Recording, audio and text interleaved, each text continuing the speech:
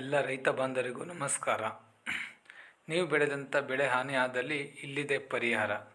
ಹೌದು ಸ್ನೇಹಿತರೆ, ಕೇಂದ್ರ ಸರ್ಕಾರದ ಫಸಲ್ ಬಿಮಾ ಯೋಜನೆ ಅಡಿಯಲ್ಲಿ ನಿಮ್ಮ ಬೆಳೆಗೆ ಪಾಲಿಸಿ ಮಾಡಿಸಿದ್ದಲ್ಲಿ ಸಾವಿರಾರು ರೂಪಾಯಿಗಳ ಬೆಳೆ ಪರಿಹಾರ ದೊರಕಲಿದೆ. ಜುಲೈ 31 ಕೊನೆಯ ದಿನಾಂಕ ಇದ್ದು, ದಯವಿಟ್ಟು ಪ್ರತಿಯೊಬ್ಬ ರೈತರು ನಿಮ್ಮ ಹತ್ತಿರದ CSCC ಕೇಂದ್ರಗಳು ಅಥವಾ ಬ್ಯಾಂಕ್ಗಳಲ್ಲಿ ಹೋಗಿ ನಿಮ್ಮ ಬೆಳೆಗಳಿಗೆ ಪಾಲಿಸಿಗಳನ್ನು ನೋಂದಣಿ ಮಾಡಿಸಿದ್ದಲ್ಲಿ ಉತ್ತಮವಾದ ಪರಿಹಾರ ದೊರಕುವುದು. ಅದೇ ರೀತಿ ಪ್ರತಿ ಒಂದು ಬೆಳೆಗಳ ವಿವರ ನಾನು ಈ ವಿಡಿಯೋಲಿ ನಿಮಗೆ ತೋರಿಸ್ತಾ ಇದ್ದೇನೆ. ನೋಡಿ, ಶುಂಠಿ 1 ಎಕರೆಗೆ 2630 ರೂಪಾಯಿ ಪ್ರೀಮಿಯಂ ತುಂಬಿದರೆ ಸುಮಾರು ಅಂದರೆ 50ರಿಂದ 60 ಸಾವಿರದವರೆಗೂ ನಿಮಗೆ ಪರಿಹಾರ ಸಿಗುವಂಥ ಚಾನ್ಸಸ್ ಇರುತ್ತೆ.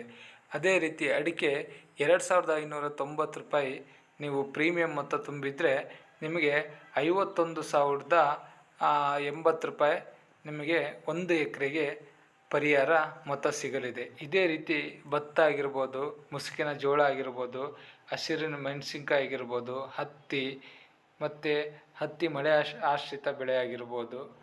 ಅದೇ ರೀತಿ ಸುಮಾರು ನೀವು ಬೆಳೆದಂಥ ಪ್ರತಿಯೊಂದು ಬೆಳೆಗಳಿಗೂ ವಿಮೆ ಮಾಡಿಸುವಂಥ ಒಂದು ಕೇಂದ್ರ ಸರ್ಕಾರದ ಇದೊಂದು ಮಹತ್ತರ ಯೋಜನೆ ಆಗಿದೆ. ದಯವಿಟ್ಟು ಜುಲೈ 31 ಕೊನೆಯ ದಿನಾಂಕ ಇದೆ. ಹಾಗಾಗಿ ಎಲ್ಲರೂ ಹೋಗಿ ನಿಮ್ಮ ಒಂದು ಬೆಳೆಗೆ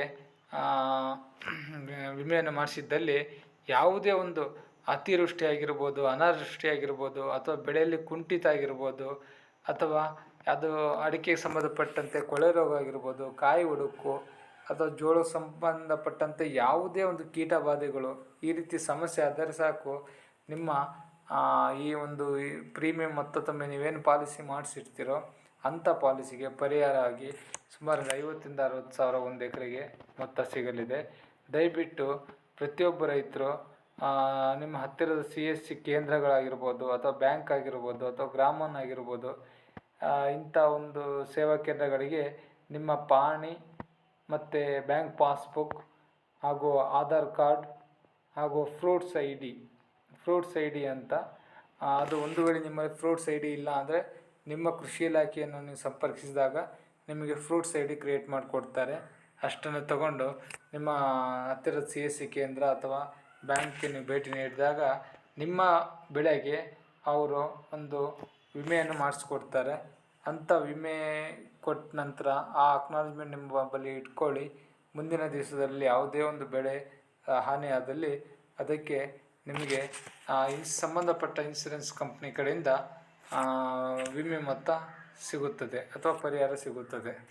ಓಕೆ, ಹಾಗಾಗಿ ದಯವಿಟ್ಟು ಬೆಳೆ ವಿಮೆ ನೋಂದಣಿಗಾಗಿ ಹತ್ತಿರದಲ್ಲಿರುವ ಸಾಮಾನ್ಯ ಸೇವಾ ಕೇಂದ್ರ ಅಥವಾ ಹತ್ತಿರದ ಬ್ಯಾಂಕನ್ನು ಭೇಟಿ ನೀಡಿ. ಧನ್ಯವಾದಗಳು.